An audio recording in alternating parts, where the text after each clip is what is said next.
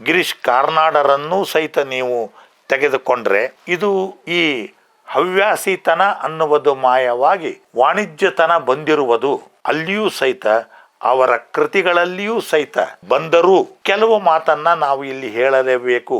ಹೊಸ ವಿಚಾರಗಳಿಗೆ ಬರಲಿಕ್ಕೆ ಗಿರೀಶ್ ಕಾರ್ನಾಡರ ಎಲ್ಲ ನಾಟಕಗಳು ಒಂದು ಪ್ರಯೋಗಶಾಲೆಯಾದಂತಾದವು.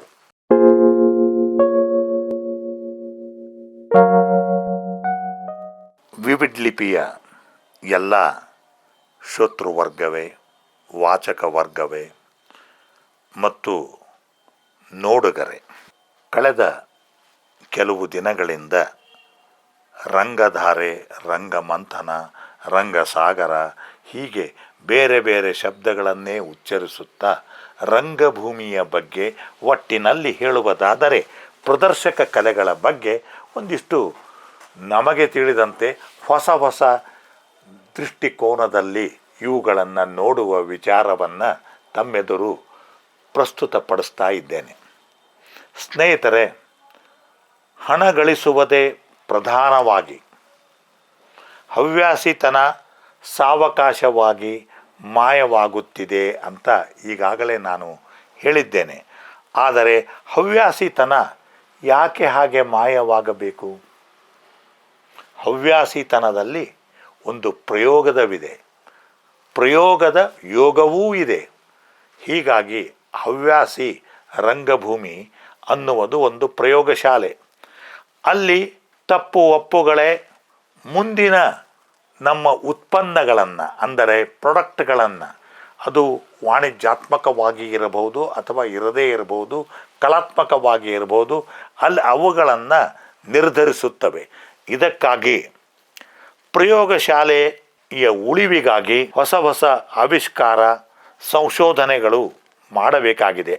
ಆದರೆ ಇದು ಈ ಪ್ರಯೋಗಶಾಲೆ ಮಾಯವಾಗುತ್ತಿರುವಾಗ ಹೊಸ ವಿಚಾರಗಳು, ಹೊಸ ಆವಿಷ್ಕಾರಗಳು, ಹೊಸ ಸಂಶೋಧನೆಗಳು ಮಾಯವಾಗುತ್ತಾ ಕೇವಲ ಹಣ ಗಳಿಕೆಗೆ ನಿಂತಾಗ ಸೃಜನಶೀಲತೆ ಅನ್ನುವುದು, ಕಲಾವಂತಿಕೆ ಅನ್ನುವುದು ಸಾವಕಾಶವಾಗಿ ಮಾಯವಾಗುತ್ತದೆ. ಇನ್ನು ಸುಪ್ರಸಿದ್ಧ ನಾಟಕಕಾರರಾದಂಥ ಗಿರೀಶ್ ಕಾರ್ನಾಡರನ್ನೂ ಸಹಿತ ನೀವು ತೆಗೆದುಕೊಂಡ್ರೆ ಇದು ಈ ಹವ್ಯಾಸಿತನ ಅನ್ನುವುದು ಮಾಯವಾಗಿ ವಾಣಿಜ್ಯತನ ಬಂದಿರುವುದು ಅಲ್ಲಿಯೂ ಸಹಿತ ಅವರ ಕೃತಿಗಳಲ್ಲಿಯೂ ಸಹಿತ ಬಂದರೂ ಕೆಲವು ಮಾತನ್ನು ನಾವು ಇಲ್ಲಿ ಹೇಳಲೇಬೇಕು.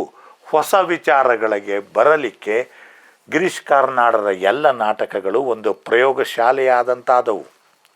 ಉದಾಹರಣೆಗೆ, ಒಂದು ವಿಶ್ವವಿದ್ಯಾನಿಲಯದವರು ಅವರಿಗೆ ಇಂಥದ್ದೇ ವಿಷಯದ ಬಗ್ಗೆ ಅಥವಾ ನಿಮಗೆ ಬೇಕಾದ ಒಂದು ಕಥೆಗಳನ್ನು ಆಧರಿಸಿದಂತಹ ಕಥೆಗಳ ಬಗ್ಗೆ ನಾಟಕವನ್ನು ಬರೆದು ಕೊಡಿರಿ ಅಂದಾಗ ಅವರು ಬರೆದೂ ಬಿಟ್ಟರು.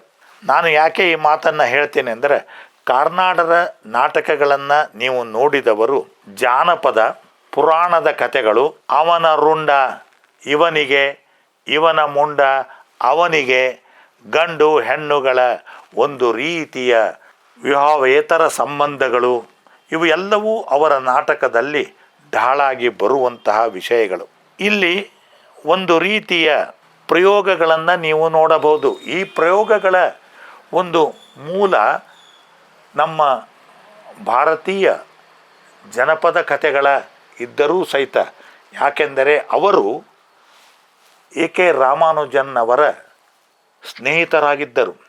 ಸಾವಿರಾರು ಕಥೆಗಳನ್ನು ಅವರು ರಾಮಾನುಜನ್ ಮುಖಾಂತರ ಕೇಳಿಸಿಕೊಂಡಿದ್ದರು, ಓದಿದ್ದರು. ಅವುಗಳಲ್ಲೆಲ್ಲ ಯಾವುದು ತಮಗೆ ಅನುಕೂಲವೋ ಅಂತಹ ವಿಷಯ ವಸ್ತುಗಳ ಬಗ್ಗೆ ನಾಟಕಗಳನ್ನು ಬರೆಯುತ್ತಾ ಹೋದರು. ಇಲ್ಲಿ ಒಂದು ರೀತಿಯಿಂದ ಈ ನಾಟಕದ ಮೂಲ ವಸ್ತುವಿಗೆ ಯಾರು ಕಾರಣರು ಅನ್ನುವುದಕ್ಕಿಂತ ನಾಟಕ ಒಂದು ಕತೆ ಬೇರೆ ಮಾಧ್ಯಮದಲ್ಲಿ ಬರುವುದೂ ಸಹಿತ ಒಂದು ಸವಾಲೆ. ಅಂಥದ್ದನ್ನು ಈ ಟಾಪ್ 10 ನಾಟಕಕಾರರಲ್ಲಿ ಒಬ್ಬರಾದಂತಹ, ಭಾರತೀಯ ನಾಟಕಕಾರರಲ್ಲಿ ಒಬ್ಬರಾದಂಥ ಗಿರೀಶ್ ಕಾರ್ನಾಡರು ಹೊಸತೇನಲ್ಲ. ಈಗ ಹಾಗಾದರೆ ನಾನು ಈಗ ಟಾಪ್ 10 ಕನ್ನಡ ನಾಟಕಕಾರರ ಬಗ್ಗೆ ಹೇಳಲ್ಲ, ಅಥವಾ ಟಾಪ್ 10 ರಾಷ್ಟ್ರೀಯ ಮಟ್ಟದಲ್ಲಿ ಇರುವವರ ಬಗ್ಗೆ ಹೇಳಲ್ಲ, ಅಥವಾ ಟಾಪ್ 10 ಜಾಗತಿಕ ಮಟ್ಟದಲ್ಲಿ ಇರಬಹುದಾದಂತಹ ಇದ್ದ ನಾಟಕಕಾರರ ಬಗ್ಗೆ ಹೇಳಲಿ ಅನ್ನುವುದು ನನ್ನ ಮಾತಿಗೆ ಒಂದು ಸವಾಲಾಗ್ತದೆ. ಈಗ ಉದಾಹರಣೆ ಗಿರೀಶ್ ಕಾರ್ನಾಡ್, ಹಬೀಬ್ ತನ್ವೀರ್ ಮತ್ತು ಮೋಹನ್ ರಾಕೇಶ್, ವಿಜಯ್ ತೆಂಡೂಲ್ಕರ್, ಹಾಗೆಯೇ ಮತ್ತು ಯಾರ ಹೆಸರನ್ನು ಹೇಳಬೇಕು, ಧರ್ಮವೀರ ಭಾರತಿ, ಹೀಗೆ ಹೆಸರುಗಳನ್ನು ಹೇಳುತ್ತಾ ಹೋದರೆ ಅದು ಮತ್ತೊಂದು ದೊಡ್ಡ ಪಟ್ಟಿಯೇ ಆಗುತ್ತದೆ. ಆದರೆ ಇವರಲ್ಲಿ ಯಾರು ಟಾಪ್ 10 ಅಂತ ಹೇಳುವುದು ಹೇಗೆ?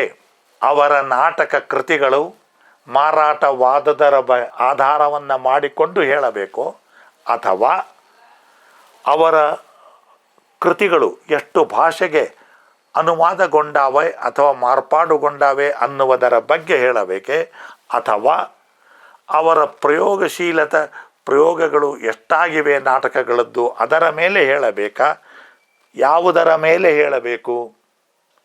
ಈ ಟಾಪ್ 10 ಅನ್ನುವ ಒಂದು ಮಾನದಂಡ ಯಾವ ರೀತಿ ಇರಬೇಕು? ಈಗ ಪುಸ್ತಕಗಳ ಮಾರಾಟದ ಸಂಖ್ಯೆಯ ಮೇಲೋ, ಅಥವಾ ನಿರ್ದೇಶಕರು, ನಟಿಯರು, ಪ್ರೇಕ್ಷಕ ವರ್ಗ ಅವರ ಕೃತಿಗಳನ್ನು ವೇದಿಕೆಯ ಮುಖಾಂತರ, ರಂಗಭೂಮಿಯ ಮುಖಾಂತರ ಸ್ವೀಕಾರ ಮಾಡುವುದನ್ನು ನೋಡಿ ಹೇಳಬೇಕೆ?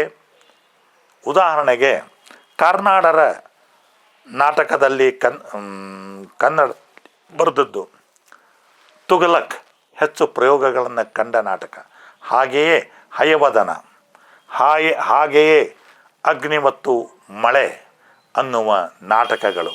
ಯಯಾತಿಯು ಸಾಕಷ್ಟು ಪ್ರಯೋಗಗಳನ್ನು ಕಂಡಿದೆ. ಇಷ್ಟೆಲ್ಲ ಕಂಡಾಗ್ಯೂ ಅವರು ಟಾಪ್ 10ದಲ್ಲಿ ಬರುತ್ತಾರಾ? ಟಾಪ್ 10 ಅದಕ್ಕೆ ಆಧಾರವೇನು? ಅದಕ್ಕೆ ಯಾವ ರೀತಿಯ ಟೆಲಿವಿಷನ್ ಸೀರಿಯಲ್ಗಳಿಗಾದರೆ ನೀವು TRP ಅನ್ನುವ ಮಾನದಂಡ ಹಚ್ಚಬಹುದು. ಆದರೆ ನಾಟಕ ಪ್ರತಿಯೊಂದು ಪ್ರಯೋಗದಿಂದ ಪ್ರಯೋಗಕ್ಕೆ ಬದಲಾಗುವ ಎಲ್ಲ ಗುಣಾಂಶಗಳನ್ನು ಅದು ಹೊಂದಿರುತ್ತದೆ. ಆ ಕಾರಣಕ್ಕಾಗಿ ಅದರಲ್ಲಿ ಟಾಪ್ 10 ಯಾವುದು, ಎಷ್ಟು ಭಾಷೆಗಳಿಗೆ ಅನುವಾದಗೊಂಡಿದೆಯೋ ಅದನ್ನು ಆಧರಿಸ್ತೀರಾ? ಎಷ್ಟು ಜನ ಅದರ ಬಗ್ಗೆ ವಿಮರ್ಶಕರು ಬರೆದಿದ್ದಾರೆ ಒಳ್ಳೆಯದಾಗಿ ಅನ್ನುವುದರ ಬಗ್ಗೆ ಹೇಳ್ತೀರಾ? ಯಾವುದರ ಬಗ್ಗೆ ಹೇಳುವುದು? ಹೀಗೆ ವಿಚಾರ ಮಾಡಿದಾಗ ನಮಗೆ ಈ ಕ್ವಾಲಿಟಿ ಅಂದರೆ ಗುಣಮಟ್ಟ ಮತ್ತು ಕ್ವಾಂಟಿಟಿ ಎರಡು, ಪುಸ್ತಕಗಳ ಮಾರಾಟಗಳ ಸಂಖ್ಯೆ ಕ್ವಾಂಟಿಟಿ, ಬಟ್ ಪುಸ್ತಕಗಳ ಕಂಟೆಂಟ್ ಕ್ವಾಲಿಟಿ ಇಲ್ಲದೆಯೇ ಕ್ವಾಂಟಿಟಿ ಆಗಬಹುದೇ? ಹೆಸರಿನ ಮೇಲೆ ಒಂದಿಷ್ಟು ಪುಸ್ತಕಗಳು ಮಾರಾಟವಾಗುತ್ತವೆ. ಯಾವುದರ ಮೇಲಾದರೇನು? ಪ್ರಕಾಶಕರಿಗೆ ದುಡ್ಡು ಬಂತ, ನಾಟಕದ ಸಂಘಟಕರಿಗೆ ದುಡ್ಡು ಬಂತ, ನಾಟಕದ ನಿರ್ಮಾಪಕರಿಗೆ ದುಡ್ಡು ಬಂತ? ಈ ದುಡ್ಡಿನ ಮೇಲೆ ಅಳೆಯುವುದೆಲ್ಲವೂ ಸಹಿತ ಇದನ್ನು ಟಾಪ್ 10ಗೆ ದೂಡಲು ಶಕ್ಯವೇ? ಹಾಗೆಯೇ ಯಾವುದನ್ನು ನಾವು ಗುರುತಿಸಬೇಕು ಅನ್ನುವುದು ಸಹಿತ ಒಂದು ಚಾಲೆ. ಈಗ ಇವು ಎಲ್ಲ ಯಾವ ರೀತಿಯಿಂದ ಆಗುತ್ತವೆ? ನಾಟಕಕಾರನ ಅನುಭವ, ಶಿಕ್ಷಣ ಮತ್ತು ಅವನಿಗೆ ಆ ಹಸ್ತಪ್ರತಿ ಸ್ಥಾನದಲ್ಲಿ ಇದ್ದಾಗಲೇ ಅವನ ಕರಡು ಪ್ರತಿಯನ್ನು ತಿದ್ದಿ ಹೇಳಿದವರ ಜಾಣ್ಮೆಯ, ಅಥವಾ ಆ ನಾಟಕಕ್ಕೆ ಒಂದು ರೀತಿಯ ಕಥೆಯ ಮೂಲವನ್ನು ಕೊಟ್ಟವರು, ಇಂಥದ್ದೊಂದು ಕಾನ್ಸೆಪ್ಟ್ ಇದು ಚಲನಚಿತ್ರ ತಯಾರಿಕೆಯಲ್ಲಿ ಹೆಚ್ಚು ಇರುತ್ತದೆ. ಅದಕ್ಕಾಗಿ ಒಬ್ಬರ ಕಥೆಯನ್ನು ಇನ್ನೊಬ್ಬರಿಗೆ ಹೇಳುವುದಿಲ್ಲ. ಇವು ಎಲ್ಲವೂ ಬರುತ್ತದೆ. ಅಂದರೆ ಅನುಭವ, ಶಿಕ್ಷಣ, ಅಭ್ಯಾಸ ಇವು ಎಲ್ಲವೂ ಬೇಕಾಗುತ್ತದೆ.